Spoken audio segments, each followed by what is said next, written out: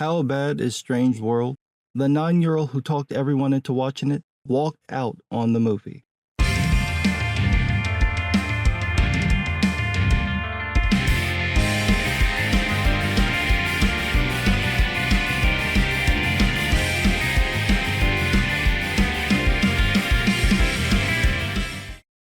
Strange World, a film so bland Disney didn't even bother to promote it. It's Disney's latest animated film, and it has the misfortune of being the company's worst performing animated film in years. It made $74 million on a $180 million budget. What happened with Strange World? Why did it bomb? Or better yet, since Disney didn't bother to promote the film, what is it about? Strange World is the story of the Clade family.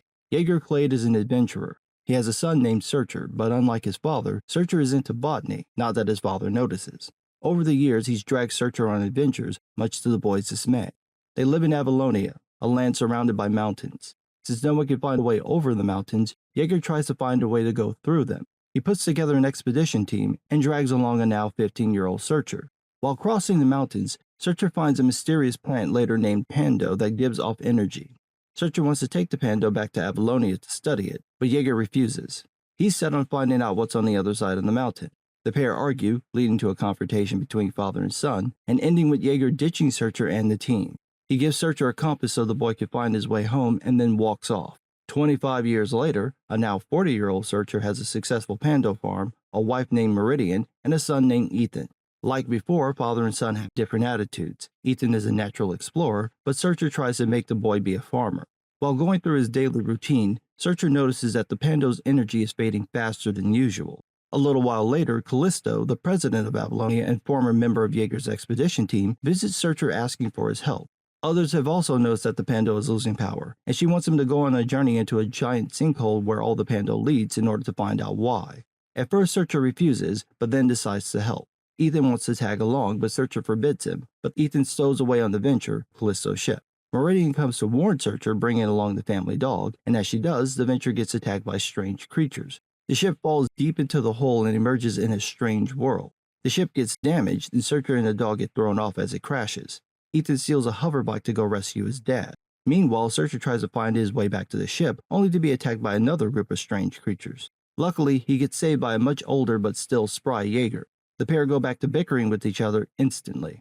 As this happens, Ethan befriends a little creature he calls Splat, and then eventually bumps it to Searcher and Jaeger. They get attacked by some more creatures, but are saved by Meridian and Callisto. Once they return to the Venture, they continue their mission to find what's happening with the Pando. Jaeger also tells him that he thinks he's found a way through the mountain, but it's blocked by a sea of acid. Jaeger and Searcher continue to argue, pulling Ethan into their father-son conflict. They have a minor heart-to-heart moment, and then try to work things out. The Venture continues to follow the Pando, crossing the acid sea, until they reach the plant's source, a massive cluster of roots which is getting attacked by the creatures. They set out to kill the creatures, but in the middle of this, Searcher and Ethan argue over Ethan's growing desire to explore, seemingly thanks to Jaeger's influence. Ethan runs off on the hoverbike, and Searcher follows him. They too have a heart-to-heart talk before realizing they've made it to the other side of the mountain, and discovering that all of Avalonia is on the back of a giant turtle. They then realize that the creatures are the turtle's immune system, and that the Pando is a virus. They race back to the Venture to tell the others. Jaeger gets angry that Searcher got to the other side of the mountains before him and so leaves. Meanwhile, Callisto doesn't believe Searcher and Ethan and instead locks the whole family in a closet. They're freed by their pet dog and Splat, and then they try to help the creatures kill the Pando. Jaeger decides to turn back and ends up helping Searcher. Eventually, Callisto and the others realize Searcher and Ethan were right, and they help remove the Pando too, however the damage is already done. The cluster of Pando was around the turtle's heart, which is now stopped. Then little creatures appear and kill the remaining Pando and restart the turtle's heart.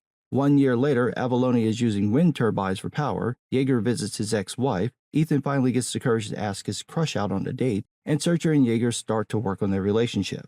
Now, if you're still awake, why did this bomb? Let's get the easy one out the way. No, it wasn't because it had a gay character. That was a claim from many on the right, that Strange World went woke and tried to indoctrinate their kids into the gay agenda. Now, I'm old enough to remember when conservatives claimed that they didn't have a problem with the existence of gay characters, but that their problem was the gay character being reduced to their sexuality. So you'd think they'd be fine with Ethan, since that never happens in the film. Ethan isn't defined by his sexuality. It's not a character trait. It's not even a plot point. His sexuality is never mentioned in the film. Wright lost their minds over a scene that got leaked in a tweet about Ethan having a crush on a boy named Diazo. However, the scene isn't about their sexuality. It's about Searcher embarrassing Ethan by mentioning his crush. It's like that scene in Amazing Spider-Man when Peter and Gwen are in the hallway at school, and Uncle Ben is there and he says he's got pictures of you on his computer. It's played for laughs and to show Ethan's lack of confidence. This is done in every coming-of-age movie. The only difference is that Diazo and Ethan are the same sex. There's no not-so-secret globo-homo agenda. The boys don't have sex, they don't kiss, they don't even hug. The closest they ever get is when their shoulders touch while they're leaning on a fence. The movie didn't bomb because it had a gay character. It bombed because it tried to cram 3 different stories into a 90-minute movie and didn't have the time or interest to develop any of them.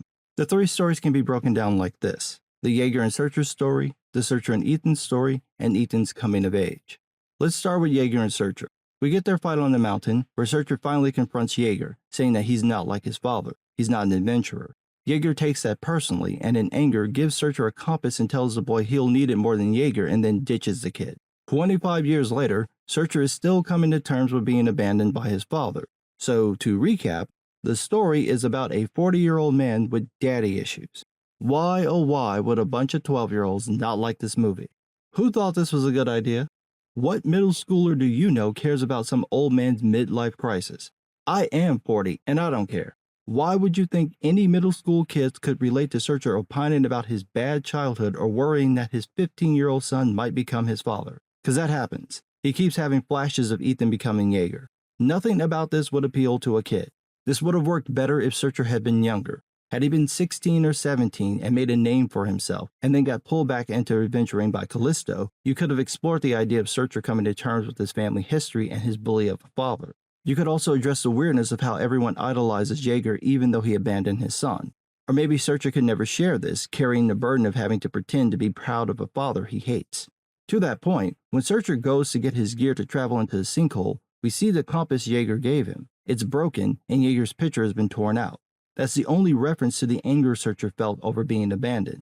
It would have been helpful to see the emotional impact this had on Searcher, to see the moment when he broke the compass. And you wouldn't even have to include Jaeger in the film for this to work. The whole film could be Searcher dealing with the trauma by doing the things Jaeger made him do, but doing them on his own terms. If you did add Jaeger in, you could still have the same dynamic, so that Jaeger could learn to see Searcher as a separate person instead of an extension of himself. That type of story is more likely to appeal to a young audience because it's closer to their own experiences. By making this about a 40-year-old's daddy issues, you aged out your target audience. It also doesn't help that the tension between Searcher and Jaeger is played for laughs for most of the film. All their arguments are just Jaeger teasing Searcher. It's mean, but it never comes across like Jaeger himself is mean. He's just a stuck-up jock. They have one serious conversation where Jaeger admits that he lost everything he loved in his quest to get to the other side of the mountain, but the next scene is nothing but comedy, just sucking all the power out of that moment. That brings us to Searcher and Ethan. That story arc has a different problem. It's all about Searcher trying to prove that he's a good father, which no middle school kid could ever relate to. It could work if the focus was on Ethan, but it's not. It's on Searcher and told from his perspective. Ironically, Searcher does to Ethan what Jaeger did to him, ignore Ethan's actual interest. Searcher is so desperate to keep Ethan from adventuring that he ignores that Ethan's a natural explorer and ends up destroying Ethan's confidence. But there's one extra problem. Searcher is actually a good father. He's oblivious to what he's done to Ethan, but when Ethan confronts him and says to Searcher what Searcher said to Jaeger, "I'm not like you," Searcher immediately apologizes. He's a fundamentally good person. He doesn't want to hurt his son, so the moment that he finds out he has, he feels terrible. This just kills the conflict because it makes it look like the only reason Searcher and Ethan are at odds is because Ethan doesn't say anything and Searcher doesn't notice. Take what happens with Ethan's crew.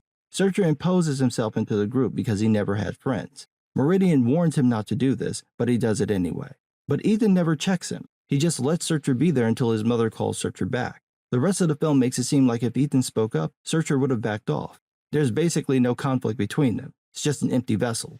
Speaking of which, we get Ethan's coming-of-age story about Ethan finding himself. Technically, that's not a bad idea. At 15, he is the age where that would happen. The problem is the execution, because oh my god, is he the blandest character imaginable. The dog has more personality than him. If he were any more generic, you'd find him packaged in a dollar store. If that wasn't enough, The filmmakers seemed like they couldn't decide whether they wanted him to be unconfident or overconfident, so they just keep switching back and forth every scene.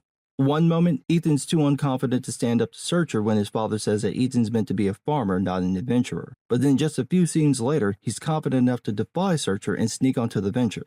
He's confident enough to defy orders and steal a hoverbike to find Searcher, but then turns into a coward when he has to go into a dark cave without a flashlight. Combine this with his generic personality, and it's the making of a completely forgettable character who's simultaneously boring and obnoxious. This is the kid the audience is meant to relate to? Okay. No time is given to make Ethan interesting. The best they do is have him play some card game with Jaeger and Searcher, and he ends up getting tired of their bickering over who'll win when the point of the game is for them to work together. That's it. That's all they've got. Now you know why this movie bombed, and why Disney didn't promote it. The film is mediocre. It's not terrible, it's not unwatchable, it's just generic, and Disney knew this. For those who don't know, Disney focus groups their films, usually with the intended target audience, meaning Disney would have shown this to kids and already known about the potential fallout, which brings us to the 9-year-old. So we were going to watch Willow, the movie, not the show, but the girls saw Strange World and wanted to watch that, so we said fine, we'll watch that and then Willow. 20 minutes into the film, old girl leaves. I didn't pay it any mind until the film was almost over, then I realized she left us watching this boring movie. So where was she?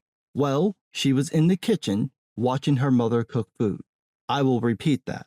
A 9-year-old would rather watch her mother make banana pudding than watch Strange World. Damn. So I had to ask, and do you know why she left? Because she thought the movie was going to be about Ethan and his friends, so when it wasn't, she bounced. Mind you, had she paid attention to the thumbnail, she'd have known they weren't the main cast, but it would have been mean for me to say that, so I just thought it. I also tried to explain what happened in the movie, and she just cut me off and changed the topic. If you can't get a 9-year-old who loves Disney movies to watch a Disney movie, you've done something wrong. Strange World looks beautiful. The designs for the world are awesome. The character designs, not so much. The animation is great, but it's over-animated. It's pose-to-pose animation, very little subtlety. I'm sure there was music, I just don't remember any of it. I damn near memory hold the entire film.